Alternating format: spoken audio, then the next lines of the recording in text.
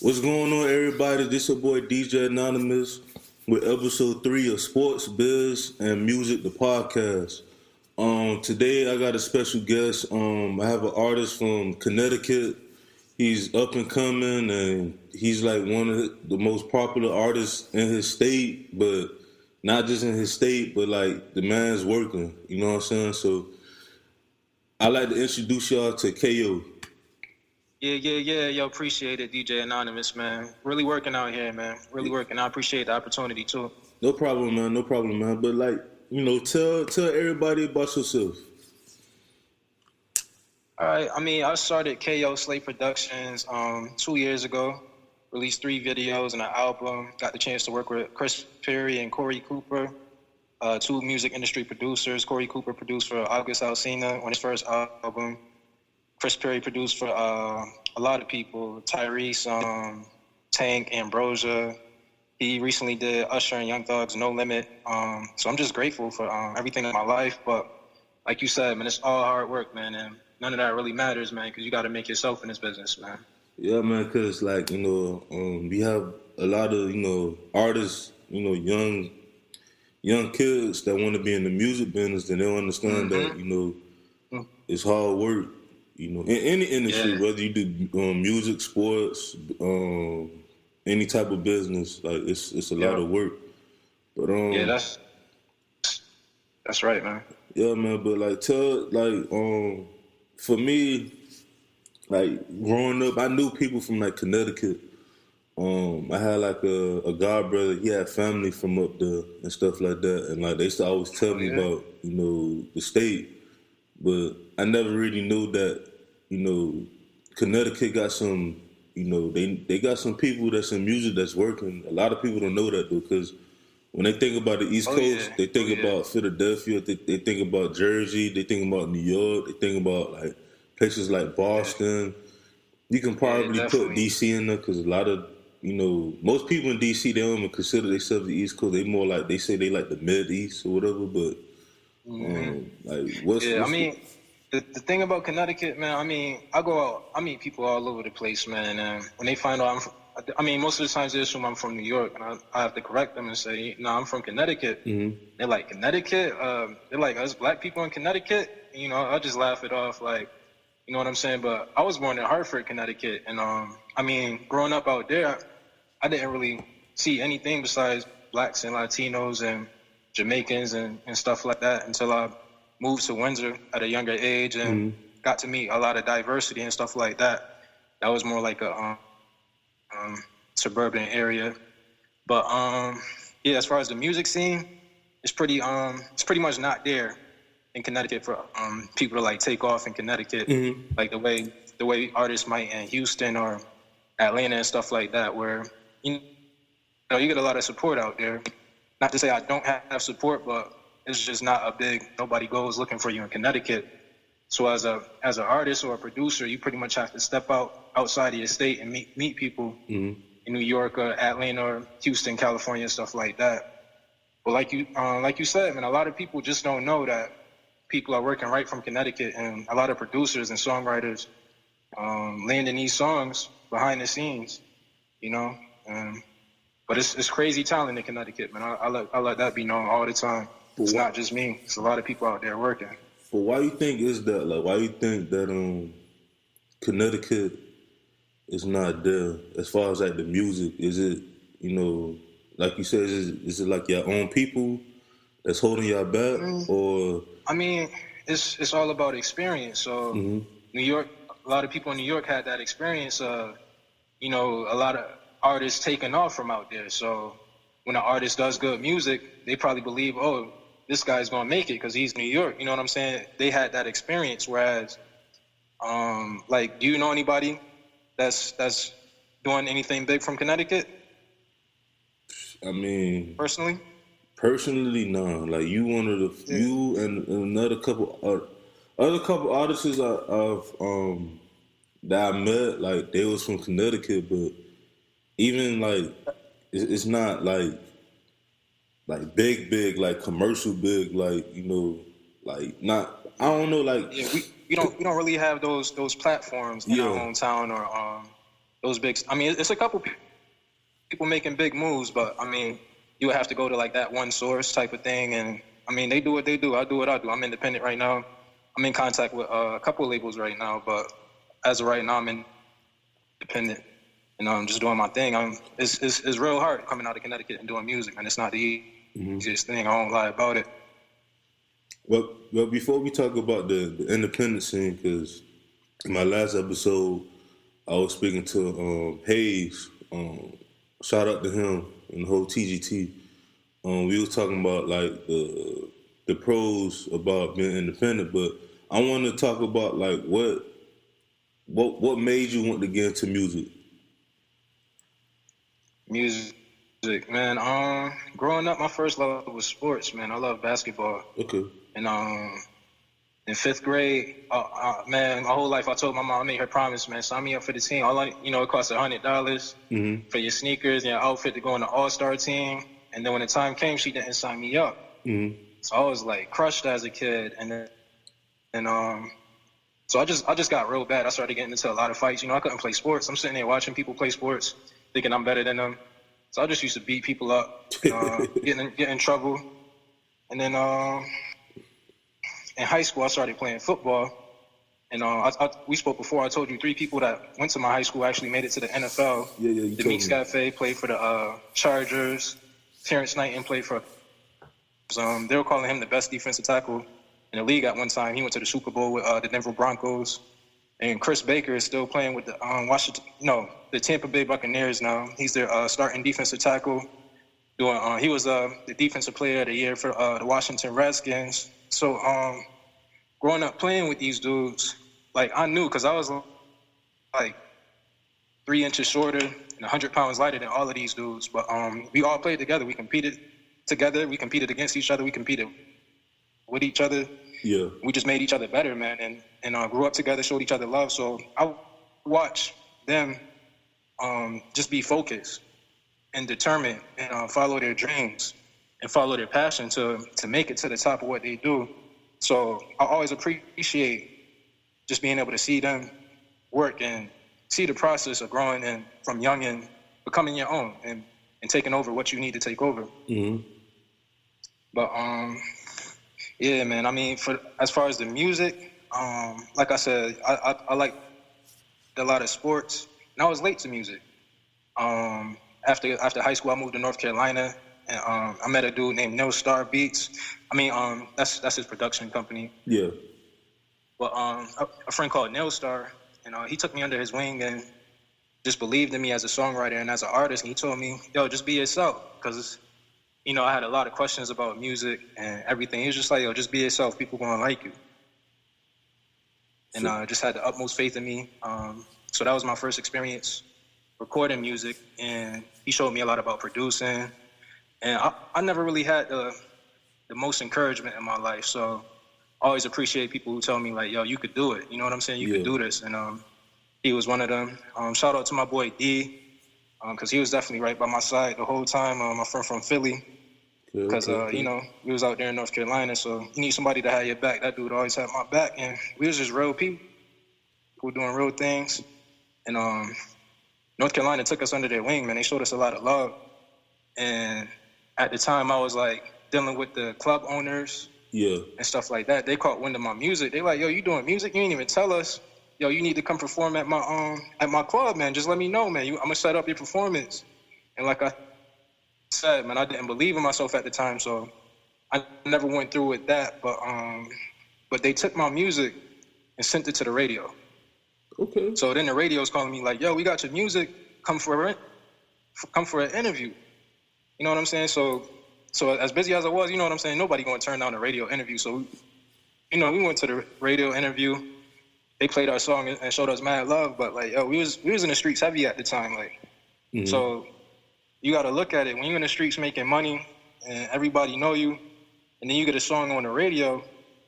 Everybody in the streets gonna hit you up. You know what I'm saying? So we just got super busy at the time and never pursued music. I mean, I talked to him a couple months ago and just laughed about like, yo, how dumb of a decision that was when we was young. Like, yo, we was just young and dumb doing our thing. But because of how I was able to see things happen in North Carolina coming from Connecticut, as I got older, I was like, yo, like, you could really do this music thing. You know what I'm saying? Because, like I said, a lot of people in Connecticut just don't see how things work other places. You know what I mean? Like New York, Atlanta, and stuff like that. So I got the opportunity to see a supportive outlet and group of people that pretty much love my music and took me under their wing, man. So that's how the music thing got started for me. In our early conversation earlier in the week, you also said that you was in a church, you know, for like doing the music and stuff for the church. Yeah. Was that one? Did that play a big part too, as well, for your music career to start? Absolutely, man. Church probably saved my life, man. Because like I said, I was in the streets for a lot of years when I was younger. Didn't really have the most support in my life, but it was definitely going to church and not just church, but the right church. Like that's a big thing. If you're a church goer, you got to find the right place for you. And I was out there in North Carolina, man. I was sitting under a great pastor, man. His name was Frank White, and like I said, man, church probably saved my life because I decided to stop messing with that street stuff and move back home to Connecticut. Just get back refocused on legit businesses and making money a legit way rather than all that risky stuff, man. But I wasn't just going to church. I played the drums. Yeah. And so I got it's so many great musicians from both Connecticut and North Carolina that I was able to just sit right there with, have conversations with. We talk musical theory, and it's not just music. You know what I mean? With my music, people hit me up all the time. They're like, "Yo, man, this is the best CD I heard in my life." But I come from we talk musical theory, and that's big. Not just that, because that's how you arrive to certain sounds. You have to understand what the sound is. So as an artist, I also produce, I songwrite for other artists. So I just feel like there's no limit to the sound that I could make. You know what I mean? If I want something to sound a certain way, it's gonna sound just like that. Yeah. And I feel like that's what like no matter what you're good at, if it's basketball, football, if it's Michael Jordan, Michael Jordan gonna back you down. He know what he want to do. He want to stick his tongue out. He want to put his leg in your face. He want the ball to go, not touch the rim. And when you're doing things exactly the way you want to do it, that's when I feel like you're good at what you do. You know what I mean? So I'm at the point with my music to where I'm creating something in my head. Like, I want it to come off like this. And I want it to sound like this. I want it to feel like this. And when I'm creating, and it comes out, it feels right just like that. And even as a producer, I'm working with people, and I just see their eyes light up when they realize, like, yo, this is what I wanted it to be. It is that. And it's just a good feeling to be able to give people that feeling, the same feeling that I have, and teach them how to get there and how to repeat it, not just have one good song, but a whole album of good songs. Yeah, because music and sports goes hand in hand, because the fact that you look at teams like the Patriots, I don't like them, but you look at them, you look at the Warriors, you look at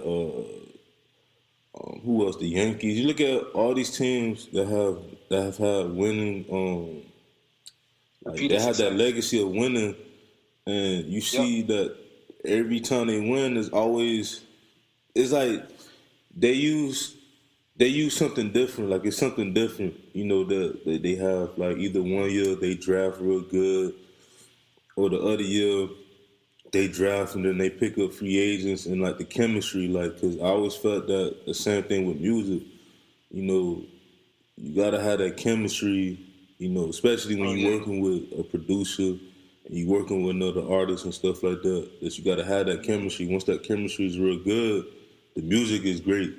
So yeah, it's always definitely. It's like definitely.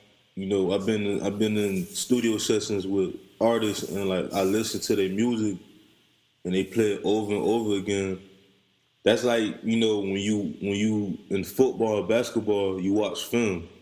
You just sit there for about a few hours just game planning and stuff, because you want everything to go good the next game, the next performance. You know what I'm saying? So it's absolutely chemistry. chemistry, and just like you said, game film. I remember I was doing a performance with Kevin Powell, and he was the organist on Sunday's Best on BET at one point. Like I know. I think they still got crazy that. organist. But one thing that stuck out in my head before the performance we did the night before, he said, "Study the songs," and nobody ever said it like that. They might say, "Hey, listen to the song" or "Get the song," but nobody ever said, "Study the song." You know what I mean? Yeah. And just like you said, game film. If you watch game film, you'll learn certain tendencies on a player. Like, oh, this guy likes to go to his left, or he's not good going to his left. You know what I mean? And those little subtle differences could be like the big thing that people don't understand, especially in music, man. It's a lot of subtleties with the work. And you said chemistry. I pretty much knew Chris Perry my whole life, man. He was my best friend's brother. He's a little bit older than me. He grew up with my brother. But Corey Cooper, man, like I met him, and it was just like from the day we met, we were just able to mesh. We went through a lot of the same things and support each other, man, because, he taught me a lot with this producing stuff. So, and another crazy thing coming out of Connecticut, man, people don't want to show you anything. It's not just Connecticut with this business in general. People don't want to show you.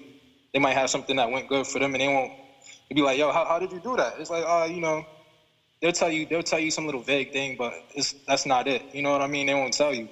So I definitely just appreciate those and people like that who aren't afraid to show you how they got to where they are. You know what I mean? And connect the dots for you, because that's big, man. Because if not, you just gonna be in the ocean by yourself with the sharks, man. That's how it is out here. Did you have any artists that you listened to growing up? Growing up, like I said, man, I grew up in a strict church family, man. So the rule in my house was, if it's not church, you can't listen to the music, no secular music. So it wasn't until I got in my teens that I actually started listening to hip hop and rap. At a young age, I used to listen to Michael Jackson. As a 3, 4, 5, 6, I love Michael Jackson. It was just crazy the way he could move and sing, and he was just so different than everybody. Yeah. I'm like, yo, who is this dude? Like, how does he do that? And but like I said, in my teens, I started listening to hip hop, and it was this thug in my neighborhood, and he gave me the CD. He was like, yo, this the hardest rapper, man. It was DMX. It's dark and hell is hot. Oh yeah. That's a classic album. And I put that, I put that tape in, and this dude was just crazy. You could tell, like, yo, this dude is real. Like, he's really do all this stuff that he's talking about. He's really like that. He had the, he go in it, Yeah. I'm like, this dude crazy, yo. Like, I just couldn't get enough of it. But it was, I remember it was the last song on the album that made me want to rap. When what was it called? I don't want to say it, but it was then started something. They then started something. Yeah. He just killed that verse and ended it with crazy intensity, and I was like, I want to do that. You know what I mean? I don't know if I'll be the best at it, but I want to do that. So DMX was like he influenced you a lot. That was like the main one. Him and Michael Jackson. DMX, Michael Jackson. At the same time that I started listening to DMX, I started listening to Eminem. Okay, yeah. Who was another just alien when it comes to music. Like, he was just doing things that nobody else was doing and saying stuff that nobody else would even think of. You know what I mean? And it's just like his mind was crazy. And a little bit later, I started listening to Kanye West on his first CD. Mm-hmm. It was just nothing like his first CD, because everybody was talking about violence and drugs and, being an artist. And this dude's like, yo, I'm just me. I do music. Yeah. So I respected his braveness of being able to step into the game and be different. I respected it. So that's when I started listening to him. That's what's up. Yeah, because Eminem, I want to talk about that too a little bit later, probably in a few minutes, because this is a segment, in the podcast where I ask people who's they top, like you as an artist, who's your top 5, either artists, or I like to say top 5 rappers because you know it's like one of them conversations that it could keep going and going, but you know, if you want to just put any artist that's not even in rap, you know, that's fine. So like, who's like your top 5? Top 5. Man, I wasn't prepared for this. All right, top 5. Are you? It's crazy, man. Because as an artist, I listen to music probably different, man. So I'll just go with people that motivated me. Like I said, DMX was crazy, but you know, my style and his style is totally different. You know what I mean? If I do turn up in a song, it'll probably only be for a second.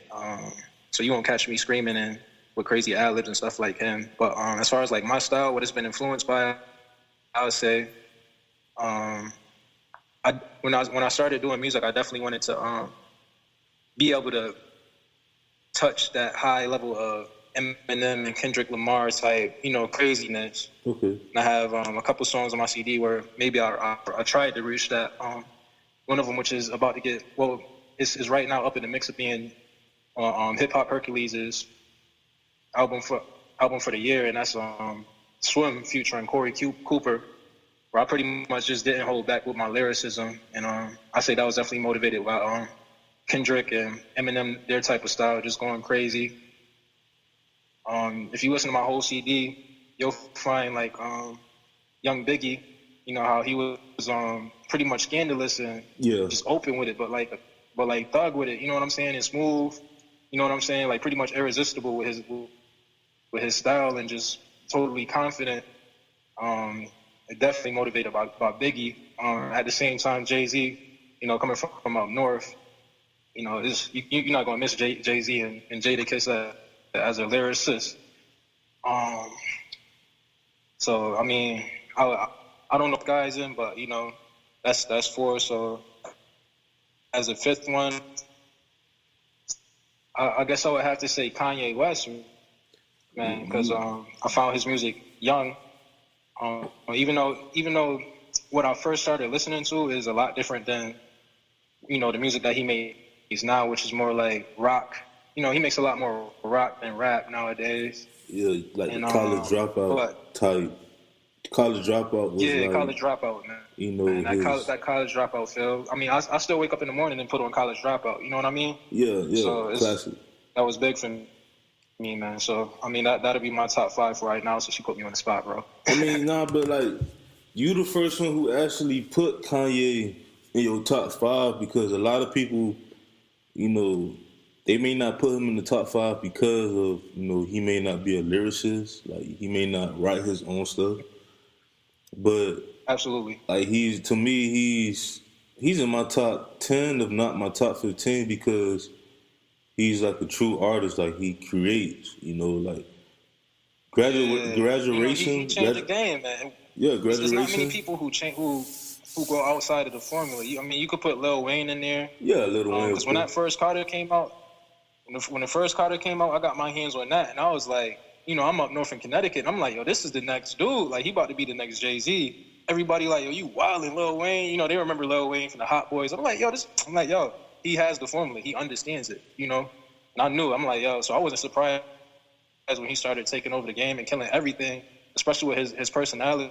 I mean, he's a Libra. I'm a Libra. I just understood it. Like, I seen it. He was working with everybody, and people were actually mad at him for working with everybody. Because they were like, that's not how you do it in the game. You know what I mean? They're like, yo, keep the success to yourself.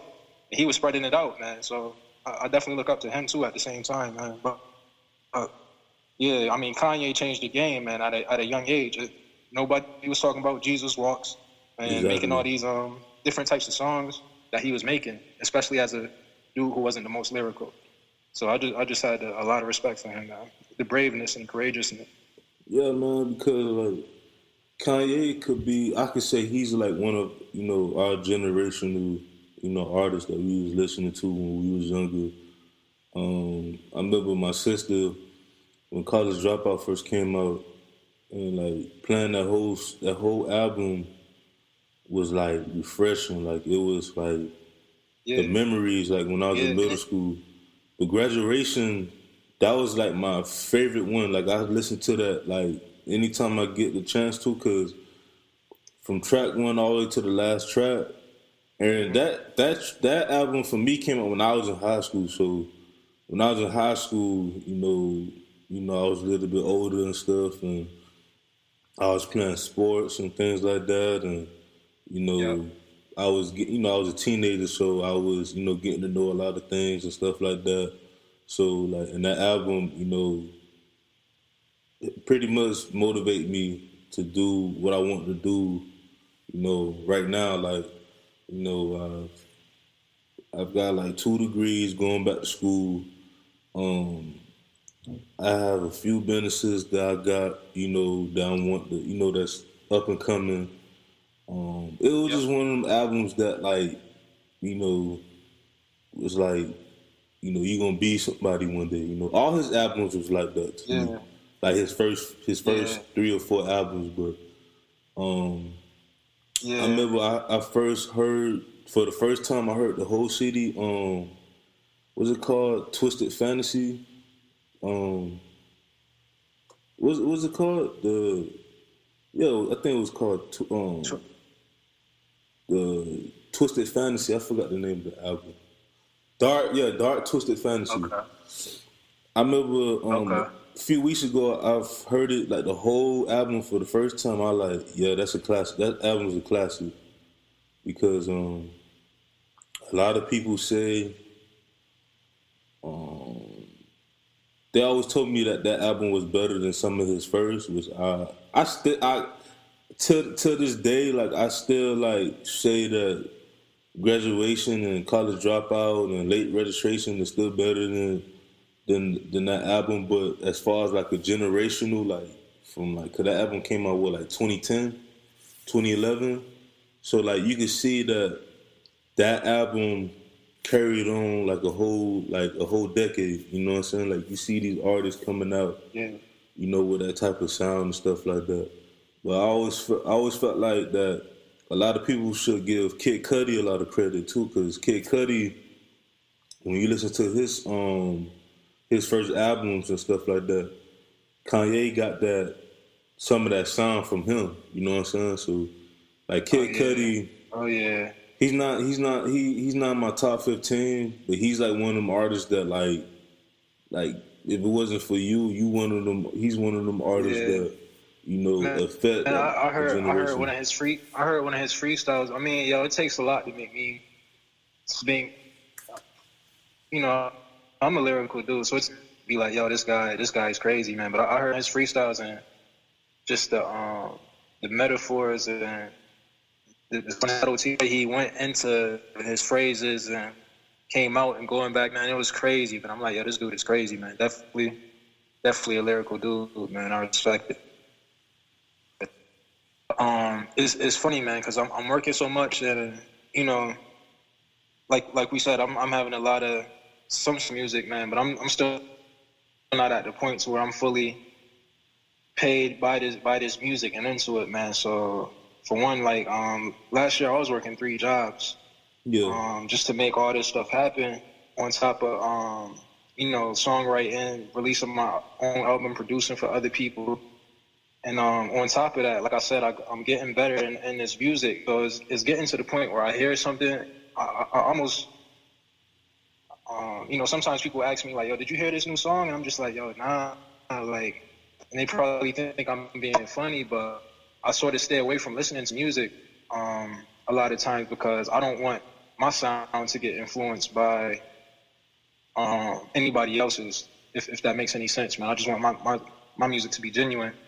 So definitely when I'm working on albums and producing and stuff like I am right now, I'm not I really I'm not really in the mix of what's going on in the video to the fullest, man. Unless somebody plays it or turns a video on right in front of me, man. I'm just focused on what I'm doing, man, to the fullest. Well, I didn't get the chance to listen to your album, cause I got it. I'm gonna listen to it when I'm on my way to work. 'Cause I gotta go to work around like Okay. 2 o'clock and stuff like that. But what is that? That's your only project that you have? Like that was the only one? Uh, Like as far as like album wise?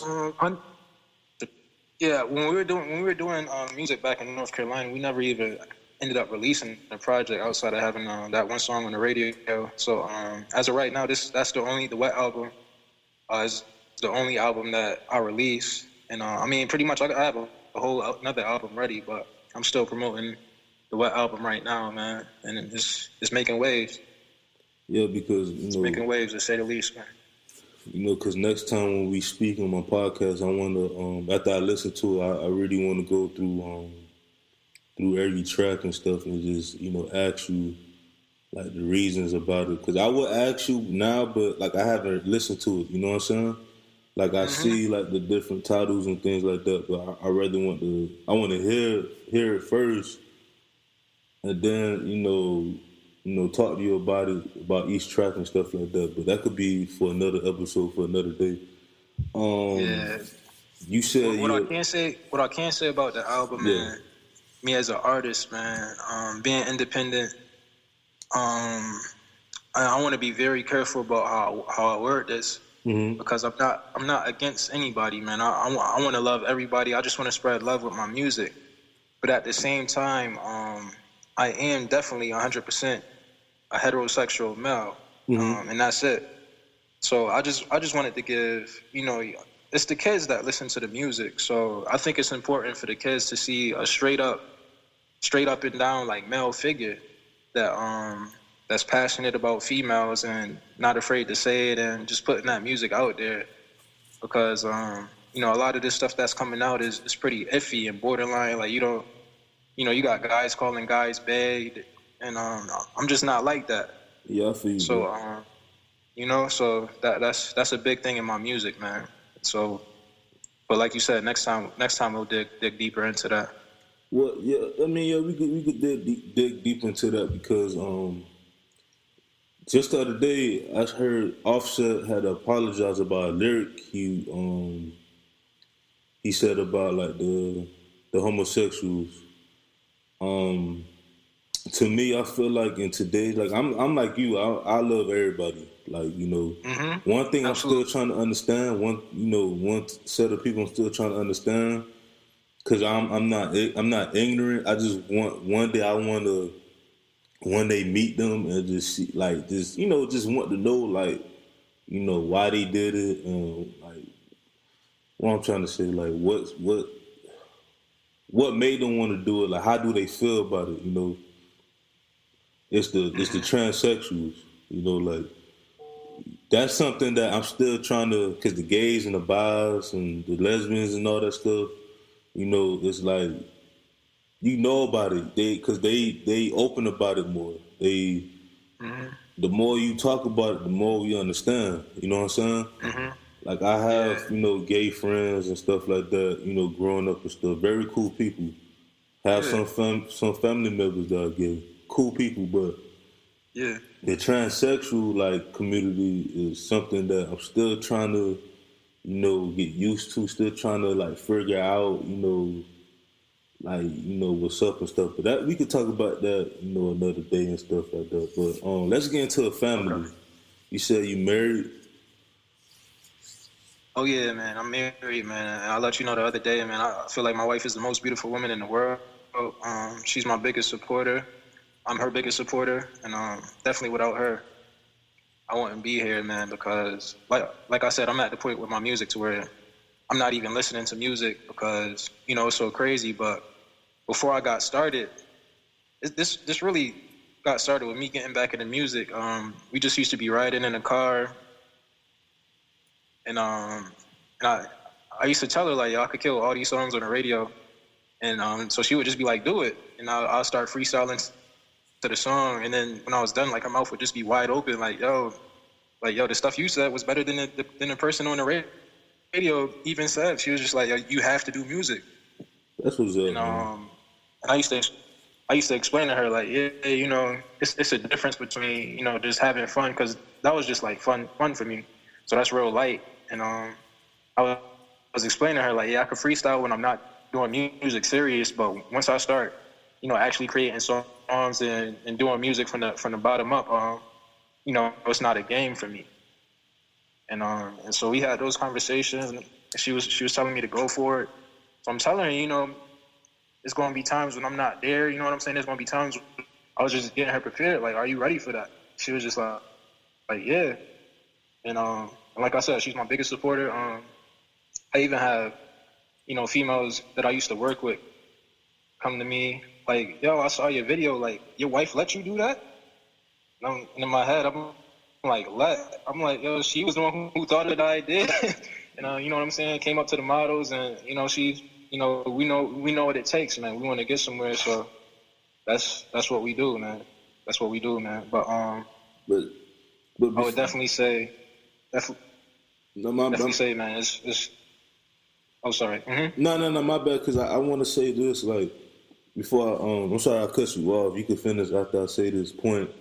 Because I want, you know, everybody to listen, like, especially for a man. It is very important, you know, to find that person, that woman that, you know, that's going to even sacrifice some of her time to, you know, make sure that your career is great. You know what I'm saying? That make sure that, you know, everything is good with you and supports you, you know, in your career and stuff. And vice versa. Even for a man to support his woman. You know what I'm saying? Like, I always felt like one of the most healthiest relationships is when, you know, two people support each other so much. You know, like, I always say that was There's nothing like it. I always say that was the major thing. Like, love is one of the major things. Communication is one of the major things. But I always felt like having faith and having a great support system, to me, is like the top two. Is because without that, you know, you could love someone, but you don't have to support them. You know what I'm saying? And for me, like, I have a fiance. Me and her about to get married this year. You know, when I made that choice was the fact that, you know, she supported me. She genuinely support me in what I do, because I do a lot of stuff. Like, you know, I do the music, I do the podcast, I work as well. Like, you know, like yourself, you know, we both go to school too as well. So it's like, you find that person that wants that greatness to happen, you know, for you. You know, you can't beat that. You know what I'm saying? But what you were saying? Like it. Hello? Oh yeah, I'm here. Yeah. What you were saying though? You hear me? Yeah, I can hear you. Oh no. Oh yeah, I was just saying, it's nothing like that of a person that genuinely loves you. And I always recommend, man, as a man or as a woman, like, if you find it, just go hard to keep that in your life, because you might not find it again. Yeah, man. You might not find it again. Yeah, man. But absolutely, man. Just a lot of the thing. I mean, especially with music, man. They promote a lot of being single, being a savage. These are things, you know, that they say in the song, and it sounds good. I'm a savage, and then you go out and live that life, and you find yourself all alone. Yeah. And by yourself. You know what I'm saying? So everybody's not built to be a savage. I feel like nobody's built to be a savage, honestly. I just... Nah, for real, because, like... Yeah. I mean, I know I'm definitely not built as one, because I went through a time where, you know, I ain't really care about love. I ain't really care about no female, and I was just, you know... I think we all have. Yeah, just dating a whole bunch of females and stuff, and for the wrong reasons. And, you know, like I told one of my homeboys, I feel alone. I got all these females, and, like, they want to talk to me about their problems, but I don't have no one ready to talk about my problems, like that one person. You feel me? To them, because you gotta understand, like, when you talk to multiple, you know, as a man, when you talk to multiple women are very emotional, so in their mind, they think that you the only one. You know what I'm saying? Yeah. But for me, you're not the only one, and I don't have that I ain't have that emotional connection like I have now with my fiance, soon to be wife. Like, with her, like I told her the other day, I was like, you know, you the one who I always go to. Like whenever something hit the fan or whatever, new things come up or whatever, I go to you. I don't go to nobody else. You know, that's just me. You know what I'm saying? Yeah, So yeah.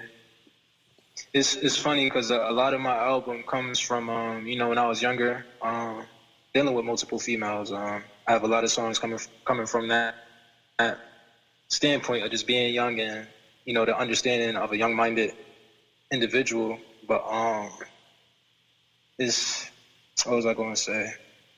When you're going through that, I mean, at that time I was hurt. I was dealing with a lot of things in life, yeah, and one of the things they say is hurt people. But I don't know if I was ever really a negative person, because even during those times, I would tell females when they met me, like, you know what, you shouldn't deal with me because I'm not in the frame of mind to be in a relationship. I'm not looking for a relationship, nor am I going to be in a relationship with you. And a lot of times, girls would still choose to, be my friend or whatever you want to call it. And I think, like I said, the time I was in the streets, even though I was from Connecticut, I was still pretty popular in North Carolina. They used to say like one side of town was my side of town, and I guess everybody knew me. So I think a lot of girls felt comfortable, like, oh, this dude is strong, this dude is known, a lot of things that people like. But I used to say at the same time, like, yeah, a lot of females like me, but a lot of these dudes don't like the fact that I came from another state and I'm in their state doing my thing, and the girls like me. So it's like, it's cool to go out to the club and know everybody and spend a bunch of money, but that's on Friday. But on Monday and Tuesday and Wednesday, dudes want to kill you type shit, like, and not not just saying that, but like real stuff going on. no, it's And real. there was just a lot of stuff going on in my life, man, that at the time I tried to keep people away from. Like, even though sometimes I'll meet a good girl she's going to church, it's like, oh man, like, this is somebody I could see myself with, but I'll just be like, nah, I'm not even gonna go there because that's not where I'm at in life. Yeah, I So can't. You got me.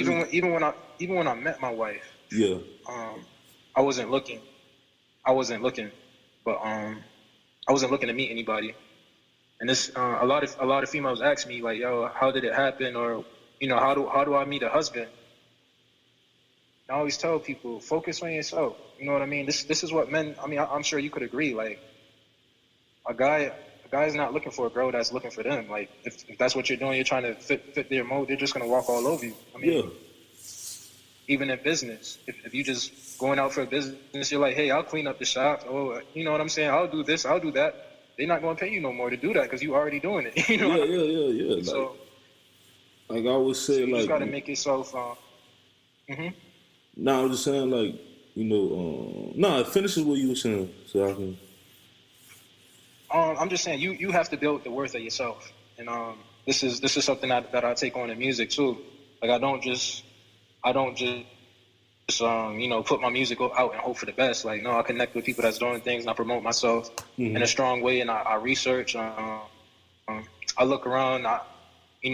I'm my own concept artist. Me and my wife. I think hard about stuff. I follow trends, and I'm real just researched and what's going on in the world, and what the kids need, man. And it's just crazy how people take my music on. And like I said, a lot of people hear my music and they say this is the best album that they heard in their life, and they just want more and more of it. So I'm just excited, man.